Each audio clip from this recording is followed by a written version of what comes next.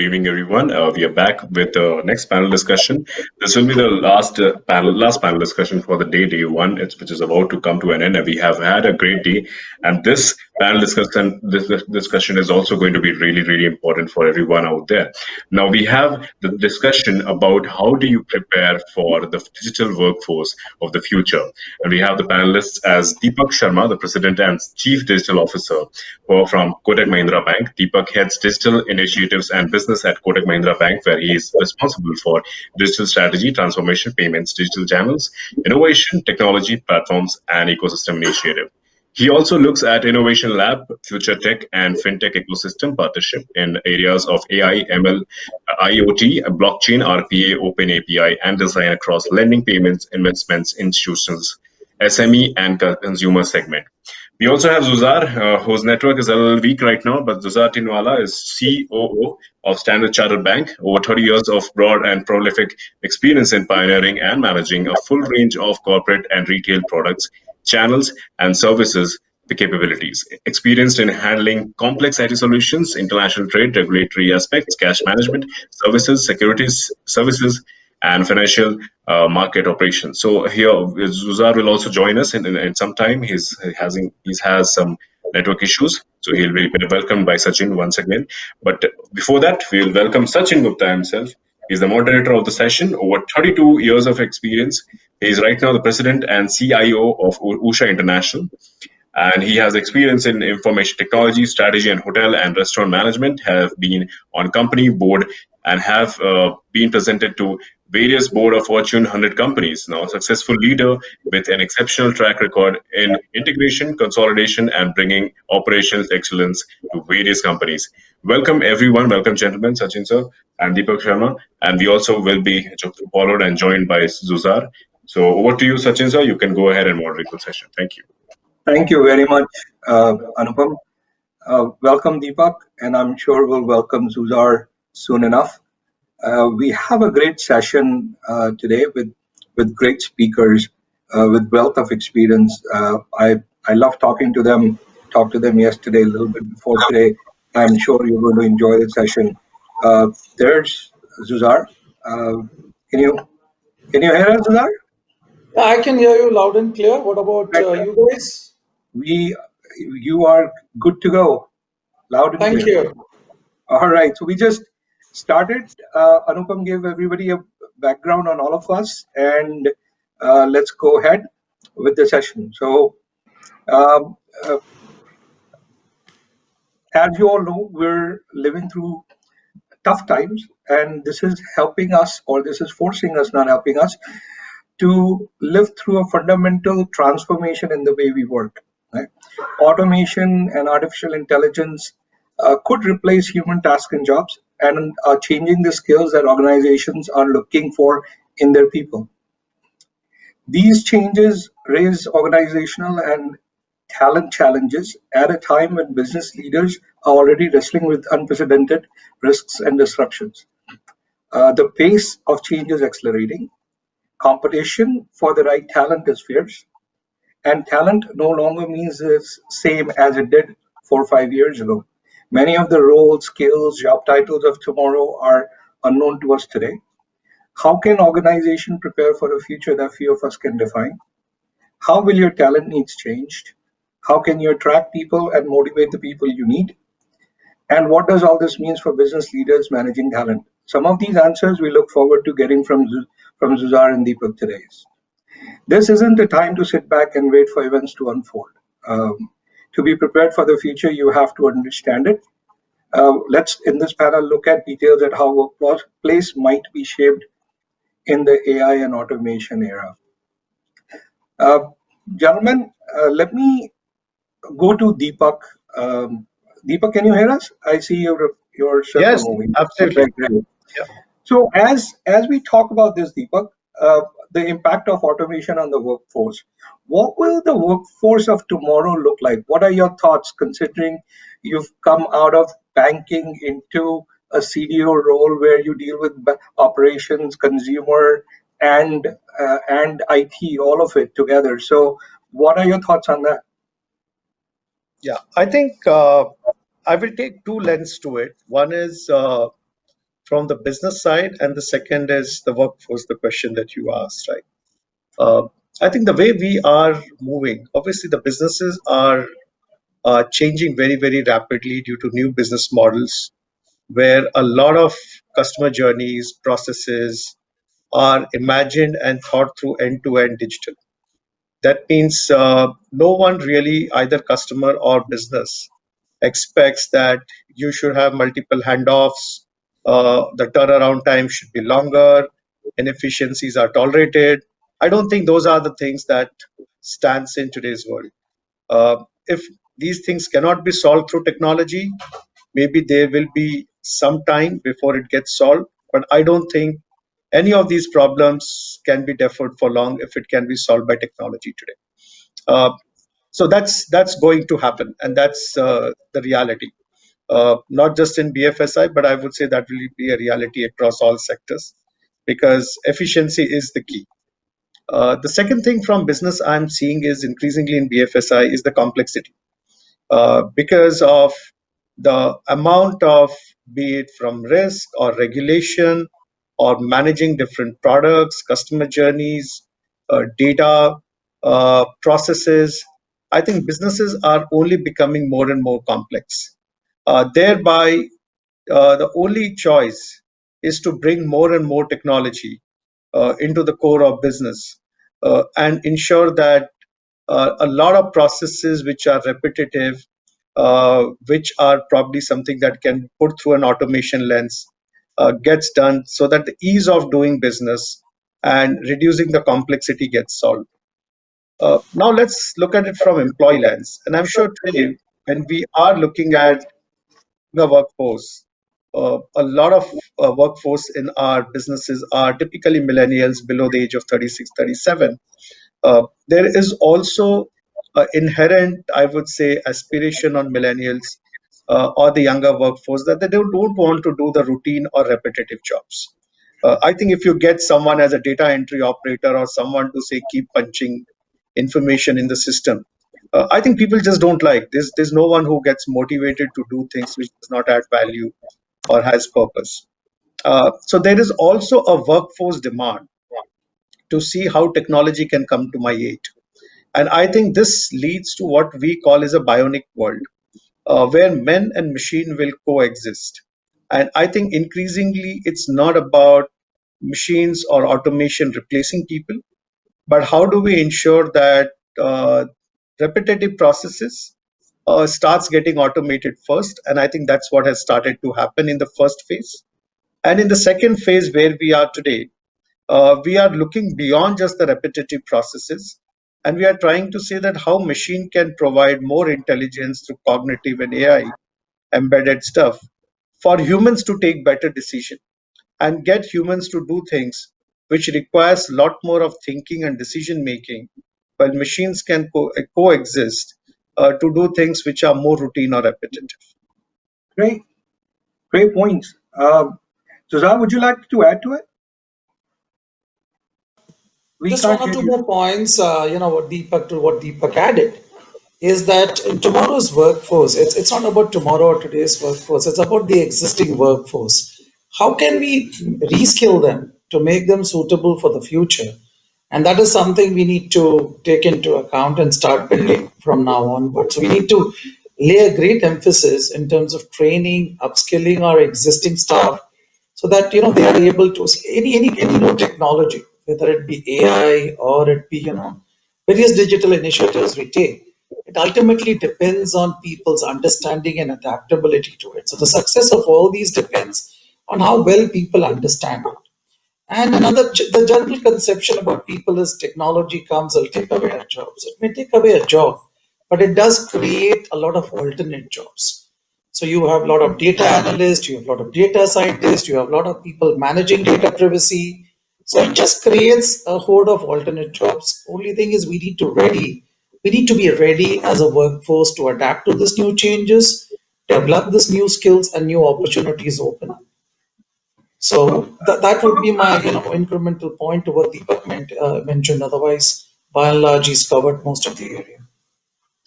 Zuzar, you mentioned a point, touched upon a point which is very important. And that point is about how do you get the people ready, right? Very different world, especially if you look at banking sector, where the skill set that was needed 10 years ago versus today and what might be needed 5 years ago could be very different or are very different. How do you get your current existing workforce ready for tomorrow, or 4 years down the road, or 5 years down the road? See, I wouldn't want to get into an organization perspective, but you can have a lot of improvement towards learning, and especially the current, pandemic, the people working from home, having a bit of spare time. It's just opened up various possibilities. You can look up at various courses online. You can attend various webinars online. Even in our own organization, we've been doing a lot of upskilling of staff. So we've identified, we've taken feedback from people in terms of which area or which new technology, which new development they would like to focus on. Get the subject matter experts, do a webinar, do a session, keep upgrading skills. We've also recruited a fresh pair of talents from institutions like NITI and others, who are the next gen population and who become the change agent within the organization. So they just spread out. They have this knowledge. And you blend it with the already existing experience in the organization. So the new skill set, blending with which both put together can drive a very positive change culture within the organization. And also, just we're developing, we're putting a lot of focus on data driven decision making. Earlier, leaders used to make decisions based on guts or a PPT or something. Now, with the press of a button, you can drill down to the data at the last point, and that helps you to take a lot of precise decision, which earlier you would be using your gut as a senior experienced professional.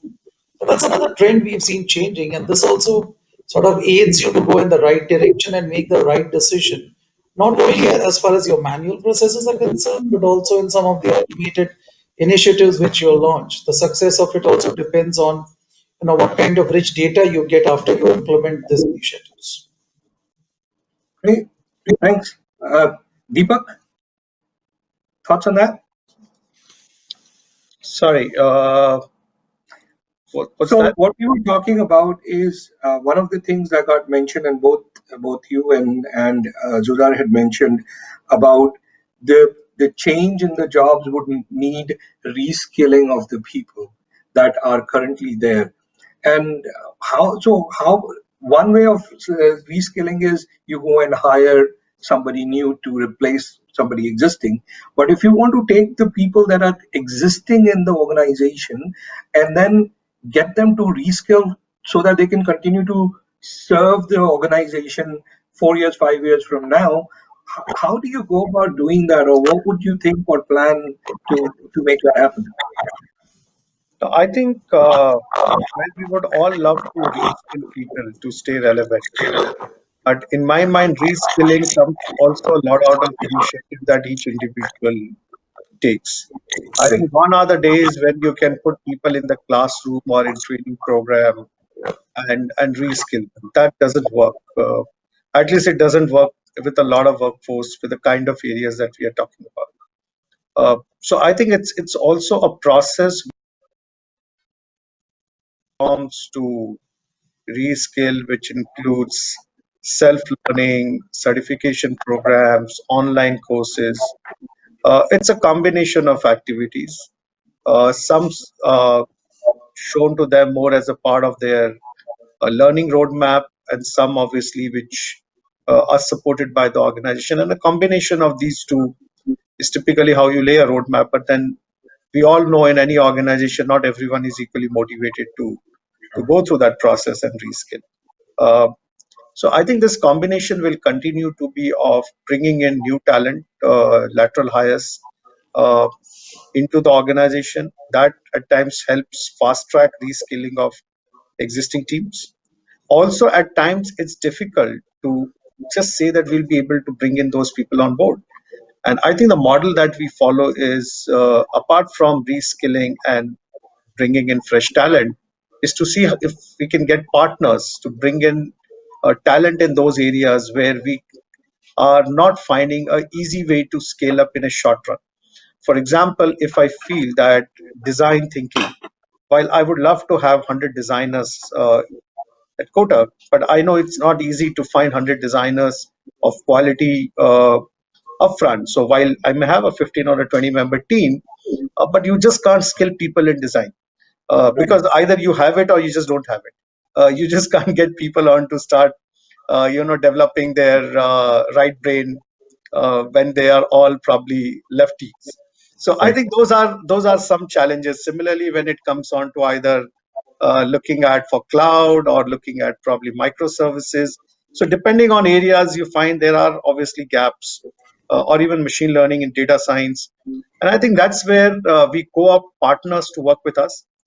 The benefit of something like that is what I call on-the-job training. When I have someone who's working alongside me and who probably is an expert, hopefully I won't learn quickly and in a classroom, but by working alongside that person, maybe next 6 months to 12 months, I will have a fair amount of skill or a knowledge transfer. And I think that process for us somehow seems to be working better by co-creating small functional teams of different skills, some internal, some external, some new hires, some existing, so that each one brings value, and then we find there is both the semblance for delivery of project and the reskilling of existing team members. Hey, thanks, Deepak. That absolutely makes sense. One of the things that I picked up, and which leads to the next question that you had mentioned, is that we're going to be in a bionic world, that we're not going to replace jobs, but we're going to continue to coexist. The robots and humans would coexist, and automation or humans would coexist. Um, Deepak, what are your sorry, Zuzar, what are your thoughts on that? If if they would coexist, let's assume, which I believe so, it's going to happen as well. There is a lot of anxiety today in certain level of organization where they're assuming or believing that the jobs are going to get impacted, go away, especially on the people that are not willing to reskill or move in that automation direction. How do you create a road plan or roadmap to get them to continue to do what they're doing and slowly rescale and take that fear away from there so they continue to be productive? See, let me just go back a bit, Sachin, as Deepak mentioned that all will not change. Right. And if you're not going to change, you're going to perish, right? Okay, let's just start. Most of us are at least in our 25, 30 years of our careers. Let's take our own example. When we started, there were ledgers as big as the desk size. We didn't know what a PC existed. Right. Since then to now, we've all learned, we've grown, and we are talking about next gen technologies coming together. The reason that's been possible is we kept up with time and we've changed. So, only difference between then and now, the pace of change has increased dramatically. Earlier, it Right. used to take years, then months. Now, within a few weeks, something new comes up, which makes the whole process of technology completely redundant. The pace Right. of change has just accelerated. That's the only difference. But as long as human race is there, if we've not been able to change or keep up with time, we don't exist. That's a universal rule. And that's even applicable today. So if you say take robotic or take any other process, only robots, there's always a difference between common sense and artificial intelligence and human intelligence. And how much ever robots you develop, they can take over manual activities, they can take over repeated tasks. There will always be some jobs with human interaction, with empathy, with others which will still continue. What I would just say is that these kind of technologies is only freeing up time of the human race to focus more on these interpersonal relationship and build them much more stronger and leave the repetitive tasks to machines which could have been taking hours, months, or days to be done. So it's actually complementing rather than conflicting with our lifestyle. A simple example, if I would can take paying an electricity bill. When I was a kid, I used to stand in 3 hours line to pay the MSCB bill. Now I can with the click of a button. So I've saved 3 hours of my life, and it's given me more quality time of life. So technology in very ways and any, and has jobs gone? No, jobs have just shifted from people collecting those to some other areas, but jobs have been created for a period of time. So it's just a matter of time when people start getting used to it. And the people who get used to it faster and are willing to learn and develop and grow with it are going to be your next gen workforce. Deepak, thank you for that, Zuzar. Deepak, I, so when you and I were talking, I realized you've changed roles, you've just reskilled yourself, now completely doing a different role than what you used to, or a mixture of old and new.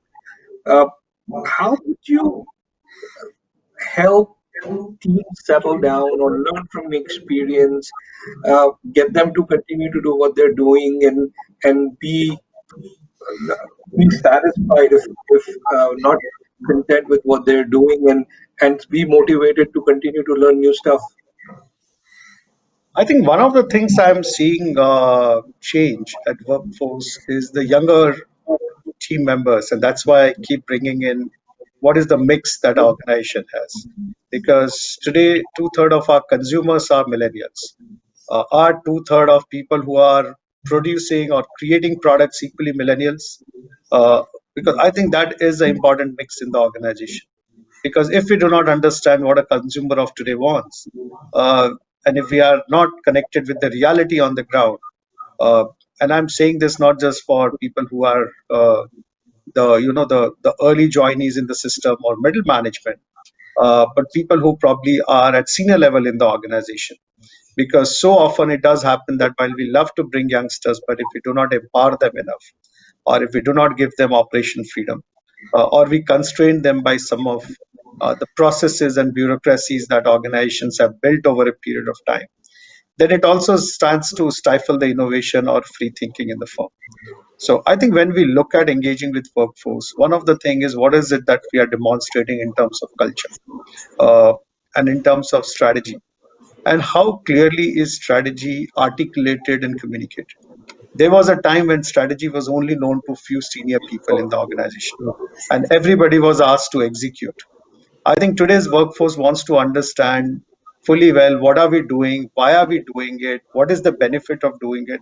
And I think the whole process is conversational. The process is such where anyone can have an objection. And I think the leadership has changed in today's world, where it's more conversational. It's more a level where, as a peer to peer, you are talking and you're not coming with experience or seniority or grades and stuff like that. And I think this transformation fosters innovation, thinking, motivation of employees. And I think that's what has been the experience that I have had within our teams. As we drive, idea can come from anyone. And probably the better ideas come from a lot of people who are not constrained by, oh, this is how it can happen. Oh, we tried it in the past and it doesn't work. Or, this is not regulators are not going to allow. Uh, because I think some of the experiences of past, especially if negative experience starts to influence free thinking in the organization, that again becomes a challenge. So I think we have always seen how do we first focus more on culture and communication, start looking at people around projects and skills rather than around structures and functions. And I think as we start fundamentally changing the operating models, a lot of these challenges that exist in the conventional organization starts to disappear. This also becomes then easy to acquire fresh talent because today people talk to people when they make a decision to join an organization. And I think a lot of these conversation helps us build a better team and mix the team so that everyone at the same time, once you come in, it's not that you are wedded to a particular business or a project. You keep moving. And I think as people move, they learn, they have a different point of view, their orientation changes. And I think that automatically helps us prepare a workforce which is ready to take things which are unpredictable and uncertain. I think in financial service, we never wanted to change much, right? Because as a culture, it was risk averse. Idea was don't break anything. Uh, at the same time, when we are looking at a lot of these new technologies changing the way of working, we are saying that without breaking anything, how can you still change? And that doesn't come easy. You can't say when you are changing things, few things may break, and that's the reality. And I think someone has to come back and say it's okay as long as there is a genuine mistake. Don't worry, but let's go out and try these things. And I think that's all I would say how the organizations are transitioning in this phase. Great. Thanks, Deepak. Before we move forward, let me say something to the audience. Audience, if there's a question, please feel free to type it in the window, and see if we can pick some and ask the Deepak and Zuzar their opinion on it. So feel free as we move forward. Uh, one thing, one thing that has been a big question in my mind, and Zuzar, maybe I'll pose this to you. What do you think is going to be the biggest challenge faced by the organizations as we start looking at this workforce or building this workforce for future or reskilling our existing workforce for future? Uh, what are we going to be faced with? Is that the skills or what else? See, as Deepak mentioned, most of the organizations are moving away from hierarchy. It doesn't matter in what level you are in the organization you are. What will matter going forward is what value add you're bringing to the organization and to the clients which you serve. So we've also divided ourselves into a lot of journeys rather than into functions, products, all that. So whenever now the way we need to work is earlier we had a problem, we form a project team, we have a project governance team, we put up 21 approvals, we get the signature, and by the time the problem is solved, it's anything between 6 months to 8 months. I don't think so. We have that luxury now.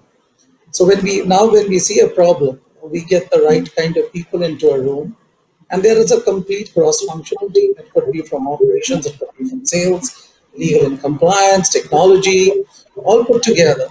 They're given a task to resolve, and they're told 3 days resolve the problem. Come out, and they're all empowered to take that decision. By the time at the end of the 3 day, they come out with a solution which is well thought through, well rounded, and it's implemented. And I think if we want to be nimble and agile and keep up to speed with the constant changes which are being posed to us through the environment, external environment, we will have to work. As Deepak rightly mentioned, the functions, the silos within the organization are the biggest challenge which any traditional organization would face in terms of keeping pace with the current changes which are happening in the environment. So the organizations will have to be nimble. They will have to break these silos, and it doesn't matter who you are, where you are. You put together, get together, and resolve a problem with the organizations is facing or what a client requires. And that's the only way which will ensure your survival. And I as a leader, I don't consider a position of hierarchy. I just come out there to work and I think how I can add value. So I joined one of these task forces and see where I can add my expertise out there. And I put in my suggestion. And it's not that what I say goes through. It's what it's discussed, debated, and many a times what we've also started now doing is calling external parties and clients there and bounce off these ideas through them also because it's extremely important. A lot of us sit in our organizations and think this is what clients need. May not be true. Now we spend millions of dollars on technology to roll out initiatives for the client. Is it something which excites the client? At times it may not, but we're just doing because it's a fancy thing to do. And okay, blockchain is coming, and I want that toy in my. Now I want to be the first one to roll out blockchain in my unit. So Right. that's all of these things like me too. First we roll out, but how much relevance does it add to your business, to your stakeholders is extremely important. And bouncing off that to your clients before you work on a solution is extremely relevant and ensures that you're on the right course. And I think we should be doing more and more of this to be aware and at speed with what the environment, external environment is all around us. Right. Thank you for that. Deepak, would you like to say what what your thought on biggest challenge would be as we start looking at finding these people? Sorry, I just heard a part of your question. What's the biggest challenge in? So the one of the things that we were talking about is what do you think would be the biggest challenge as we look at these resources? Where do we go find those? What could be that organizational biggest challenge when we're looking at skilling or we're looking at finding new people or motivation of these people? No, I think so. The part of it I spoke earlier, which is more about the culture and how do we change operating models, which means a lot about from command and control to moving towards a network organization, building businesses around skills and customer centricity. But I think the challenges around people and skill will continue to be. I mean, I won't play down because that, in my mind, is a problem that we are all trying to solve because the demand for talent is many, many fold higher than the availability or the supply. Uh, COVID has changed some of that mindsets also. For example, I would say that we all love to have people where our base locations are. So, if as a firm we are centered around Mumbai and Bangalore, I would expect all my people to be in Mumbai and Bangalore. Last 8 to 9 months, we have learned that people can work from anywhere and they can work efficiently. I think that has been, in my mind, a path breaking change. And today, as we look at hiring new people, we do not necessarily look at those locations as the lens through which we need to bring people in. So today, I think people are based anywhere as long as you have a good connectivity, as long as you can work alongside team, and as long as what you deliver is coming largely out of the skills that you have. Then I think the skill-based roles typically have ability to connect and work in a network team from anywhere. That also means that getting talent from smaller locations, getting from locations which probably we were always demanding people to move to a bigger city, some of that fundamentally will change. Hopefully, that will ease out the pressure on talent. However, as I said, I think every industry is looking for similar talent. It's not that the BFSI has a different talent requirement than probably a e-commerce firm or a new startup. They are all looking at people who understand full stack development, microservice, DevSecOps, cloud, AI, ML. I think the skill sets, I would say today, 80 to 90% of the skill sets are of universal use. Right. Uh, that means a lot depends now on how do we handle the talent that we have, nurture it, and at the same time create purpose to why people should come and work with us. And I think all this is changing in the way even we went about looking for people in the markets. Right from campuses where I know the students who ask me today, what's the work-life balance? Because every single student who's getting into workforce understands what a work-life balance means. I don't think a generation earlier ever said what a work-life balance is. So I think that these are all fundamental shifts that we are seeing on the softer side, but extremely important as the hard skills are. Great. Fantastic. Thank you, Deepak. Thank you, Zuzar. Let me see if we're about 5 minutes away from the closure. So let me see if there's any questions that the audience have. I don't have anything in the window. Um, is there any? If there's anything, please type. Uh, Otherwise, we'll move on with one of my favorite questions and the last question.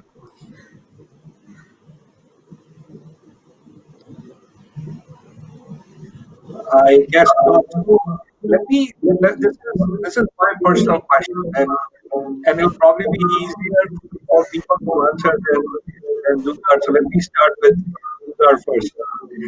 Zuzar, what do you expect from so in this changing world where we're moving towards automation, we're moving towards reskilling, we're looking at various hierarchies of people that will need to be retrained, different ways of working where we're not going to the office, we're working from home. It puts a lot of pressure on CIOs to make sure things are happening. I just also read in the news there were some changes that was forced upon a bank because their infrastructure wasn't there. So, wanted to understand what are your expectations from a CIO? What do they need to do? See, if you ask me honestly, before the pandemic, if somebody told me that operations can operate from home, I would say it's not possible. It's a lot of interaction. There are hordes and hordes of papers. There are a lot of hand holding from one process to another. And I would say, no, no. I know you can sales can work, any other unit can work, but I don't think so. Operation can work. The last 6 8 months has proved me absolutely wrong. It's just showed the resilience of the workforce which we have. I do appreciate and recognize the point where Deepak is making in terms of upskilling people. But people, by own, especially Indians, give them a challenge and then they'll find a way out. And we had this challenge. We didn't have a playbook. We didn't have a procedural guide, anything. Mr. Modi announced somewhere in end of March, lockdown for a week. And next day we all started operating from home. One day we struggled. Second day we got together, understood what were the pain factors.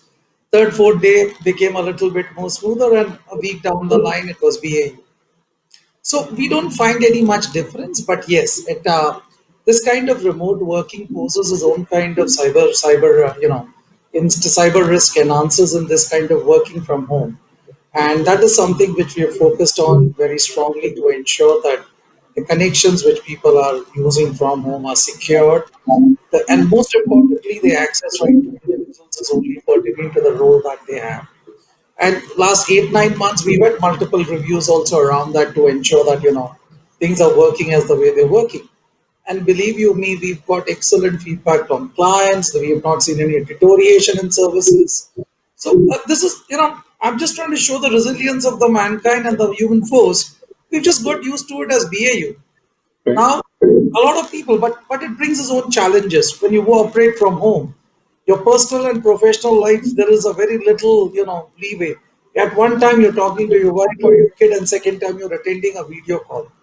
So it takes a lot of time to switch on and off from your personal to professional, and then from one professional topic to another professional topic, and that's something we've struggled in the beginning.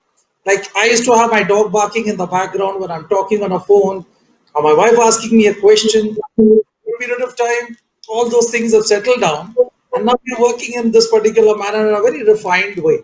So I really appreciate, and I've got huge respect for the resilience people have shown during this pandemic and rallied around and delivered. Nowhere any of the we have not heard any news or any deteriorations or any major complaints from any kind of industry body or even individual customers in terms Right. of the services and the products of the bank. That it just shows what we can do in this kind of resilience where we've got no prior knowledge or no prior experience. So I'm actually amazed. I'm amazed by the whole resilience shown by people. Absolutely. Thanks for that insight. And I always say, like, as a CIO, I always said this actually turned out to be a boon for us. I've spoken to many CIOs that always look and say, look, we should use video conferencing. It will save us costs, travel costs. It is very user friendly. Always came back and people say, no, we need more training, this, that, and the other, right? All of a sudden, one day, next day, we wake up and we went from 1%, 2% usage all the way up to 100%. Never had to give training to anybody. So it did wonders in that aspect. There was a lot of challenges as well. But so And just Sachin, just yeah. one thing on a lighter note, our preferred application was blue jeans. And many a times when we used to mention this blue jeans, people used to think they have to wear jeans and come on a call. So, and especially blue jeans. So from there to now, I think we moved a long way.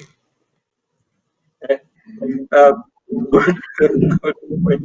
Uh, Deepak, let me talk to you for one final time. I think you do that bridge between business and IT. So, what would be your expectation from your CIO?